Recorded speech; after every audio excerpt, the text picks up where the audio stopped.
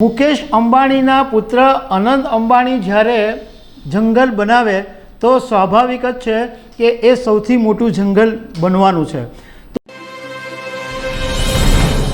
નમસ્કાર દર્શક મિત્રો, દેશનું સૌથી મોટું ખાનગી જંગલ મુકેશ અંબાણીના પુત્ર અનંત અંબાણીએ કેમ ઊભું કર્યું એના વિશે તમારી સાથે ચર્ચા કરીશું।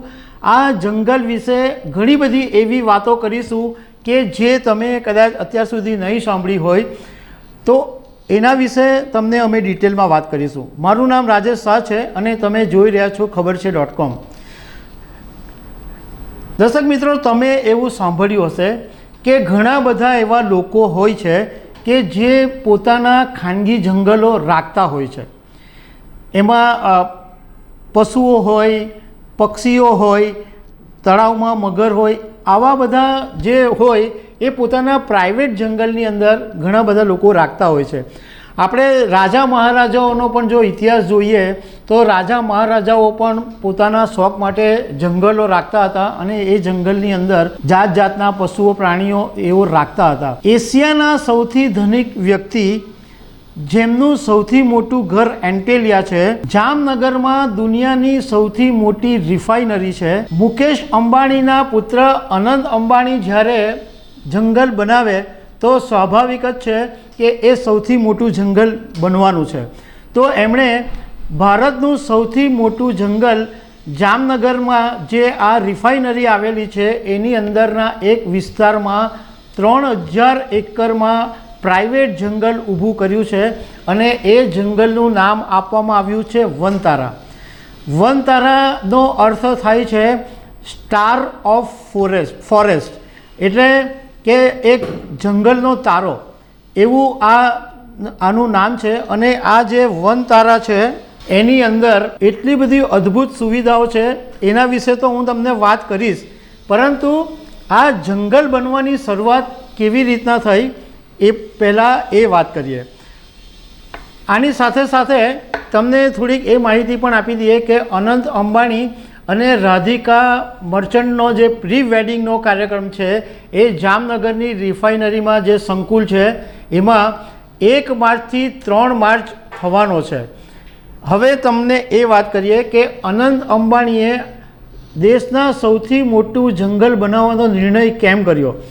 તો એમણે એક મીડિયા સાથેની વાતમાં એક સ્ટોરી એમણે શેર કરી કે 10 વર્ષ પહેલાંની આ વાત છે કે અનંત અંબાણી અને એમના માતા અને એમની સાથે તેઓ જયપુરથી રણથંભોર જઈ રહ્યા હતા, ત્યારે એમણે રસ્તામાં એક હાથીને જોયો અને હાથી ઉપર એક મહાવત હતો। એ વખતે ગરમીનો સમય હતો અને એમણે જોયું કે હાથી બીમાર હોય એવું લાગતું હતું। તો મહાવતની સાથે પણ વાત કરી અને એમણે જાણ્યું કે હા, આ હાથી તો બીમાર છે। અનંત અંબાણીએ એમની માતાને વાત કરી કે આવી રીતના પ્રાણીઓ બીમાર રહે તો આપણે કંઈક વ્યવસ્થા કરવી જોઈએ। તો તે વખતે નીતા અંબાણીએ એમને એવું કીધું હતું કે હા, વાત સાચી છે, પરંતુ આના માટે નિષ્ણાતોની જરૂર પડે। તો અનંત અંબાણીએ તે વખતે કીધું કે આપણે નિષ્ણાતો રાખીશું અને એ જે એક હાથી હતો બીમાર, એની એમણે સેવા શરૂ કરી, એમને સારવાર ચાલુ કરી અને એ હાથીને બચાવ્યો। અને એ પછી આ આખો આઈડિયાનું રૂપ અપાયું અને અત્યારે 300થી વધારે એક્સપર્ટ જે છે એ હાથીઓની સેવા માટે છે। એ ઉપરાંત અત્યારે એક હાથીથી આ શરૂ કરેલું જંગલમાં અત્યારે 200થી વધારે હાથી છે। અનંત અંબાણીએ મીડિયામાં એક બહુ સારી એવી વાત કરી। એમણે આ આખું જે એમનો જે પ્રાણી પ્રેમ છે, એ જે પ્રાણીના તારણહાર તરીકેની એમની જે વાત છે, એ વાતને એમણે ધર્મ સાથે જોડી દીધી છે। એમણે એમ કીધું કે અમે એવું માનીએ છીએ કે ગણેશજી ઓલવેઝ અમારી સાથે હોય છે। અમે હંમેશા ગણેશ ભગવાનની પૂજા કરીએ છીએ અને તમે જુઓ તો આપણા જે દેવી દેવતાઓ છે એમના જે વાહનો હોય છે એમાંથી ઘણા બધા તો પ્રાણીઓ હોય છે અને આ અમે ધર્મમાં ખૂબ માનીએ છીએ। એટલા માટે આ હાથીઓને અમે અહીંયા અમારા પ્રાઇવેટ જંગલમાં લાવ્યા છે। હવે આ જે વન તારા બનાવવામાં આવ્યું છે એમાં શું શું સુવિધા છે એની વાત કરીએ તો આ એક આધુનિક કન્ઝર્વેશન સેન્ટર છે. એની અંદર આધુનિક હેલ્થ કેર છે, એક આધુનિક જાયન્ટ હોસ્પિટલ છે, રિસર્ચ સેન્ટર છે, એજ્યુકેશન સેન્ટર છે, 2100 કર્મચારીઓ કામ કરે છે અને માત્ર હાથીઓ માટે 14,000 સ્ક્વેર ફૂટની અંદર એક સ્પેશિયલ કિચન બનાવવામાં આવ્યું છે જેની અંદર બધી ખાવાની વાનગીઓ તૈયાર થાય છે. ખાવા આપવા માટેના માણસો અલગ છે, મસાજ કરવા પ્રાણીઓને મસાજ કરવા માટેના માણસો અલગ છે, ડૉક્ટરોની ટીમ અલગ છે. તમે ઇમેજ નહીં કરી શકો એટલી બધી અહીંયા સુવિધા છે. એટલે આ જ પ્રાઇવેટ જંગલની અંદર એવી રીતના વ્યવસ્થા કરવામાં આવી છે કે માત્ર ગુજરાત કે માત્ર દેશમાં જ નહીં પરંતુ દુનિયાભરમાં કોઈ પણ જગ્યાએ પ્રાણી બીમાર પડતા હોય, પ્રાણીની હાલત ખરાબ હોય તો આ બધા પ્રાણીઓને રેસ્ક્યુ કરીને આ અનંત અંબાણીના વનતારા જંગલની અંદર લાવવામાં આવે છે અને એમને અંદર એમની બેસ્ટ ટ્રીટમેન્ટ આપવામાં આવે છે અને એ પછી એમને જંગલમાં રાખવામાં આવે છે અથવા તો ફરી જ્યાંથી લાવ્યા હોય ત્યાં એમને છોડી દેવામાં આવે છે. મતલબમાં આ પ્રાણીઓ માટે એક બેસ્ટ એવું સ્થળ છે કે જ્યાં એમને બધી જ સુવિધા મળે છે. હવે આ જે અનંત અંબાણીનું વનતારા જંગલ છે એમાં લગભગ 5,000 જેટલા પશુ પક્ષી છે.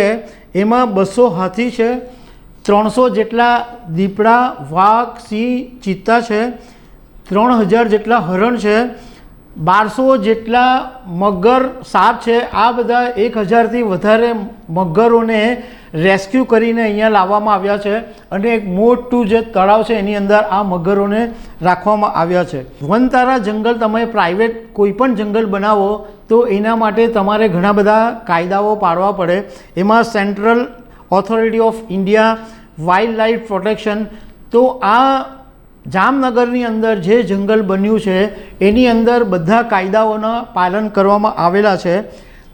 અત્યારે જે 3,000 એકરની અંદર આ આખું જંગલ બન્યું છે પણ 650 એકરનો જે વિસ્તાર છે એ અત્યારે ડેવલપ કરી દેવામાં આવ્યો છે અને આ બધા પ્રાણીઓને અત્યારે રાખવામાં આવ્યા છે. સૌથી મહત્ત્વની વાત એ છે કે તમે ક્યારેય નહીં જોયા હોય એવા બધા પ્રાણીઓ આ જંગલમાં હશે. એટલે ઘણી બધી એવી લુપ્ત થયેલી પ્રજાતિ છે. જેગુઆર છે, પેન્થર છે. આ પેન્થર પણ આ જામનગરના જંગલમાં જોવા મળવાના છે. મતલબમાં એવા બધા પક્ષીઓ પણ હશે, એવા બધા પ્રાણીઓ પણ હશે કે જે દુનિયાની અંદર બહુ ઓછા જાણીતા હોય અથવા આપણે કોઈ દિવસ નામ પણ નહીં સાંભળ્યું હોય અને એમની પ્રજાતિ હવે સાવ લુપ્ત થતી હોય. આ બધાને સાથે રાખવામાં આવશે, એની સારવાર કરવામાં આવશે અને આયુર્વેદિક ચિકિત્સા પદ્ધતિ પણ આપવામાં આવશે અને એ રીતના એમનો જે વંશ વારસો વધારવામાં આવશે. એટલે જંગલની અંદર એક પ્રાણીઓને એક આલા ગ્રાન્ડ સુવિધા મળવાની છે. અનંત અંબાણી અને રાધિકા મર્ચન્ટના પ્રી વેડિંગનો જે કાર્યક્રમ છે 1, 2 અને 3 માર્ચે એ જામનગરની રિફાઇનરીમાં જે થવાનો છે એમાં એવું જાણવા મળ્યું છે કે એમાં જે દુનિયાભરની સેલિબ્રિટીઝ આવવાની છે, જે જાણીતા લોકો આવવાના છે, આ બધા લોકોને વનતારા જંગલની મુલાકાત કરાવવામાં આવી શકે છે. તો દર્શક મિત્રો, આવી અનેક વાતો સાથે અમે તમને મળતા રહીશું. Thank you very much.